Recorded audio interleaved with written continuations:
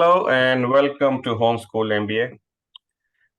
The lecture today is about SMART goals. There's a buzzword SMART. This lecture is about that, where we prepared a one-page slide to go over SMART goals, what they are, and how you need to plan your goals for the year. Hello, Professor. How are Mhm. you doing? Let's talk about SMART goals. I'm okay, and thank you very much for calling. Uh, you have picked up a very important and technical topic that is smart goals. Basically, uh, every company has aims, objectives, mission, and all these, aims, objectives, and missions are converted into goals, and goals are converted into roles, and the roles are converted into uh, activities, and the activities are performed. So, what it means is that the goals that are set by the chief executive of the company basically uh, trickle down to the lowest level of workers, technicians, those who physically work. When the whole company, starting from the lowest level of workers to the top management, are working towards the achievement of goal and performing their own jobs like it is described for them. So that means that goals are being, people are working to achieve the goal. So one person's output can be another person's input. Therefore, these are all inter connected activities. So smart is, we are going to explain it like specific, measurable, achievable, relevant, time bound. But I would like to say before getting into this, smart goals are basically intelligent goals, well thought over goals, and those goals which have direct, impact on the company's profitability and their market share and their position in the ecosystem. So it's not only smart but intelligent goals. However, the buzzword that is being used is smart goals, and we would like to explain it as smart. Now, SMART, S stands for specific. Now, specific means well defined and unambiguous. So that means that you are very clear in your mind what do you want to do, where do you want to do, how do you want to do you have the resources to do it, and you set a goal. For example, you say chief executive sets a goal that this year I am going to increase my market share by 1%. So that is a specific objective or a specific goal set for the company. And based upon this, now he will, you know, formulate or reformulate the policies that how to achieve that 1% increase in the market share. So that's what a specific would mean. And when I say that it is intelligent goals, I mean that while you are specifying the goal, you must understand the market share already you have, and you must understand your competitors' goals and their products and their services and their market share and things like that. So company to company comparison must be done, and then the services or the products that you are going to launch, they also must have the equal or equivalent products by your competitors. So their specifications must also be compared with your products or services specifications. So then it would be an intelligent specific goal. So if all these things are not considered, that simply saying that I'm going to increase 1% market share, that is not an intelligent goal, and it cannot therefore be referred as smart goal. Then is measurable. So here we describe progress needs to be tracked and determine if it was completed successfully. Measurable is actually that you can monitor it and you can control it and you can make assessment whether you are achieving the goal or not, because these goals are spread over number of months or years. Therefore milestoning has to be done, that phasing has to be done. What do you want to do in short term phase, and then medium term phase, and then long term phase, and within short term phase you have to have a milestone that by so and so date I should have done such and such activity. And that should be in a, for example, that you are building a road, and you say that in next 3 months I should have built 1 mile of road. So that is the first milestone that you have set. Ultimately, you have to build a road which is, say, 50 miles.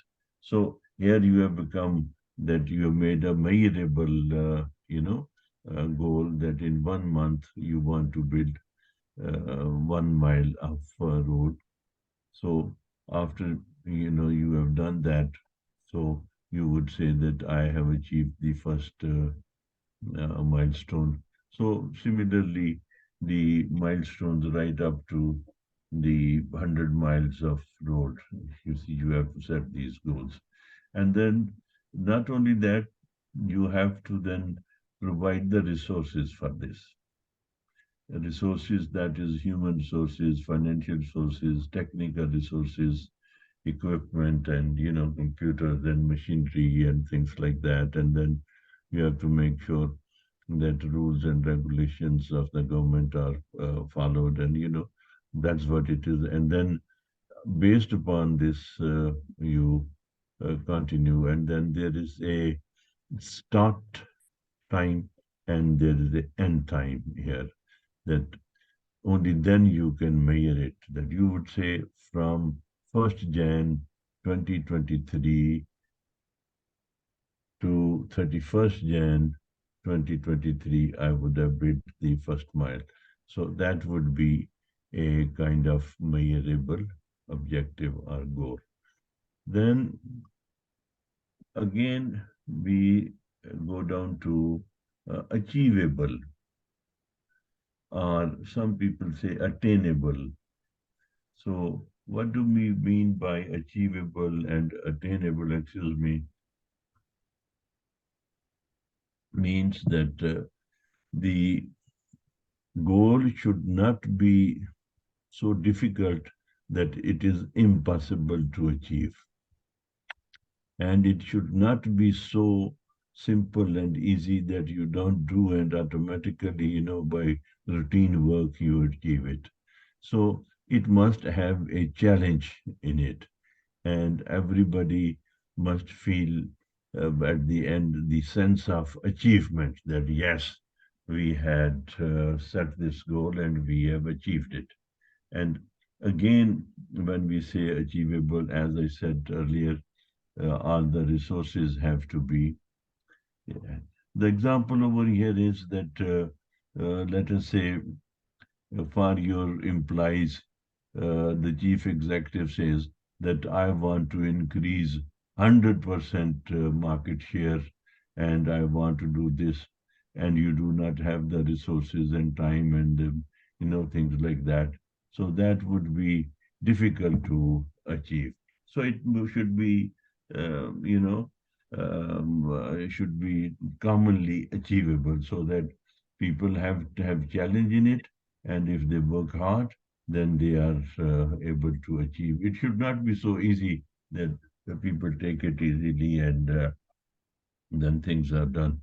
As it is said that if you do nothing in the world economy or the country's economy, 2.5% progress is automatic. So, so we have to make sure that these are achievable, not very difficult that you cannot achieve, and not very easy that there is no challenge in it. And then we come down to relevant. Now, relevant or realistic. Some people call it relevant, some people call it realistic. Now, both are, ultimately mean the same. That look at your resources, human resources, technical resources, financial resources, and other, facilities, equipment, computers, and, the know-how of your people, and then set the goal. And realistic would be that all the goals must be discussed with the team, so that when we are discussing with the team, we are actually, assigning the role to the team members, or assigning the overall project to the team leader. So the workers or the employees must, own their role, and they must be qualified and experienced for that role. So then it would be very easy to, achieve their goal. So when we say relevant, they're realistic. And the example here it could be that basically an employee is a programmer, but you are asking him to write down system specifications. So programmer must be given programming job, and system specifications must be written by the systems analyst. So that is a realistic. It's a if it is realistic, then of course it would be easy to achieve. Otherwise, it will create problems for the company and for the employees. And, then at the end of the year, you may feel very difficult, very upset that why have we failed in achieving our. So then we have time bound. So that is start time and the end time, that we have to achieve this goal within this period of time, which has been spread over milestones and over phases, short term, medium term, and long term. And that is, the start time must be specified, that it should be started from so and so date, and we must end it at so and so date, so that the implies have a specific, timeline, that we have to complete it within this period of time. So a goal which is not time bound is not a goal at all. And as far as the examples are concerned, you have mentioned career, education, health, personal development, marketing, engineering, and finance and CEO. We have discussed earlier in that, let's say, the CEO, he wants to increase the market share by 1%. So that could be a good example. And for increasing the market share 1%, he has to make all the preparations, as I said, that must understand the competitors' prices, competitors' services or goods specifications, and their approach and their existing market position.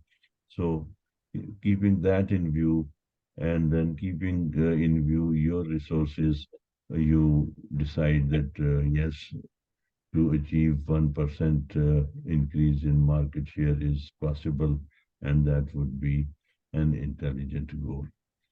As far as the challenges are concerned, timeline is always a challenge because there are, unknown obstacles in the way of achieving your objective or goals. Like there can be, we have had a very, real life example of COVID-19. So imagine that the objectives and goals that were set in 2019, how badly they were affected, and we are still facing the aftershocks of COVID-19. So that is a hazard that has happened. So in every project or in every, scheme, there are some unknown and, unavoidable hazards. And these challenges can also mean that while your company is busy in, we will carry on with the road example, your top engineer, your chief engineer leaves. So that is again, it would be very, challenging. Definitely, the work will slow down. This is a challenge. Weather could be a challenge. Disaster could be a challenge. An earthquake could be a challenge. A flood could be a challenge. And let's say shortage of resources could be a challenge. There could be shortage of financial resources. The banks, those who promised to finance you, one of them pulled out. So that would create a big challenge for you. So we can carry on and we can discuss 1001 challenges. But all we have to remember here is that you must be aware that there will be unknown, unavoidable, natural, disasters and challenges that you may have to come across. Therefore, you must have alternate arrangements as well. So the good managers or the good chief executive would always have, you know, plan A, plan B, plan C, so that if plan one plan, fails, then second plan you carry on, and things like that. So this is very important. Normally, people ignore challenges. Then we also talking of, uh, you know, review. That is reviewing of progress. Here, the principle is that when the goals have been converted into roles and roles have been converted into tasks and tasks have been converted into activities, here do not, do not disturb the sequence. Let the, relevant person perform activity. Manager should never, interfere in performance of activities. Activities are performed by the workers and by the specialists. Let the engineer do his engineering work.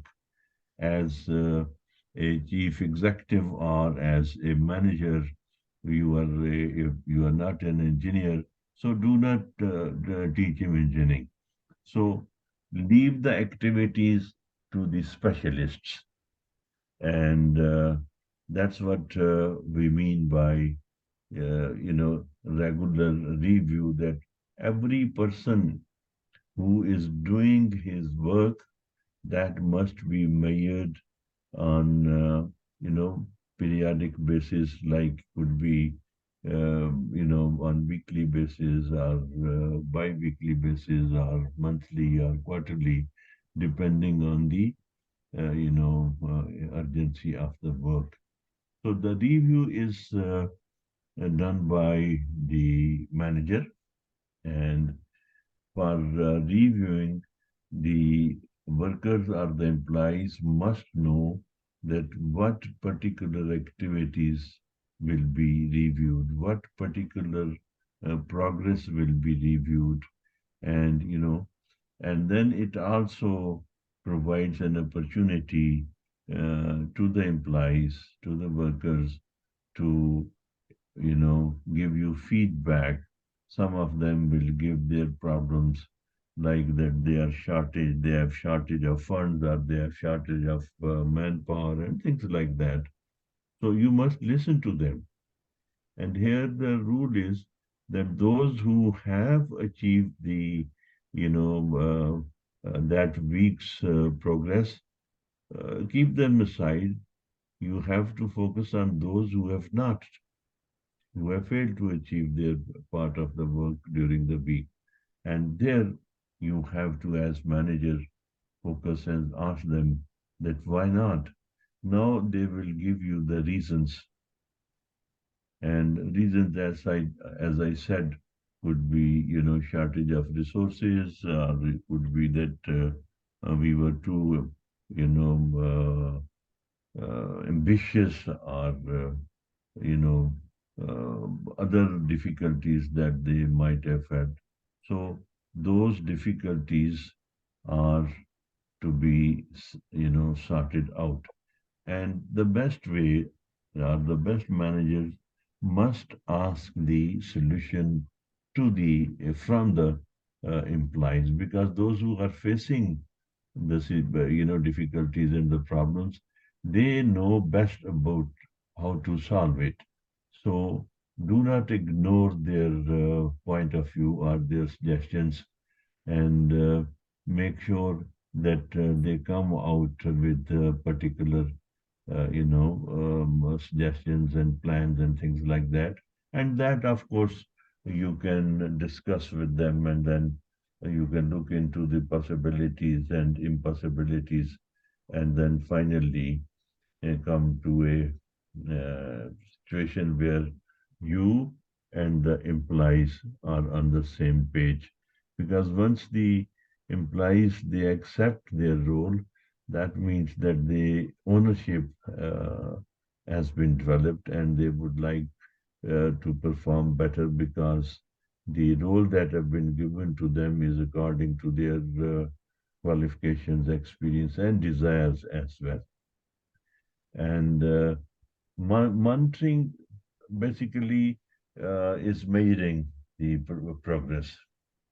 And at the same time, monitoring means it gives you an opportunity to monitor each task and each individual, because every as I said, these goals are converted right from top to the bottom into activities, because when the activities are performed, then the company's objectives are being achieved.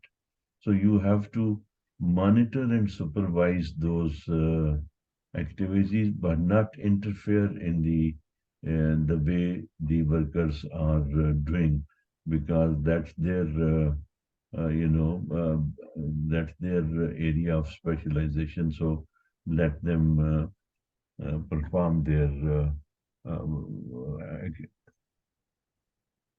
excuse me, their task the way they want.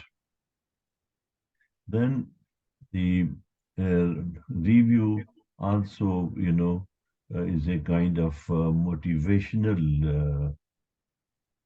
meetings, because here you appreciate the achievers, and you reprimand those who have not been able to achieve their weekly or monthly goals. So provides an opportunity for you to appreciate the achievers and to reprimand the non-achievers.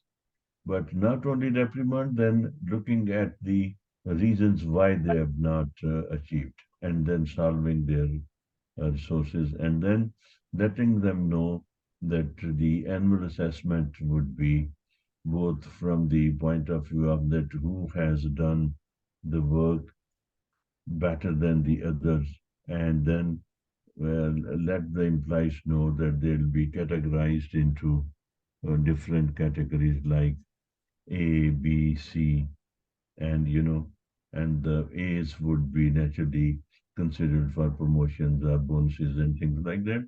So that's up to the manager, the project manager or the chief executive or the director who is directing this whole issue, that how to motivate the employees and how to warn the non-achievers. And then by annual assessment, first of all, uh, there is a your feeling, your assessment that who has done what, when, where, and how. But let the employee assess himself also, that what has he done? Is he satisfied with his performance, or he not satisfied? And if he's not satisfied, why is it not satisfied? And remind him that this goal was set, in consultation with him or with her. So why so and so failed to achieve? So they will give you the reasons in their personal assessment.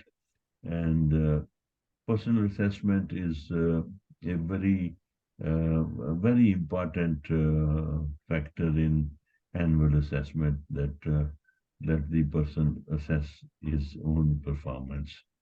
And then similarly, let the departments also, assess their own performance, and then come out with reasons for achieving or for not achieving.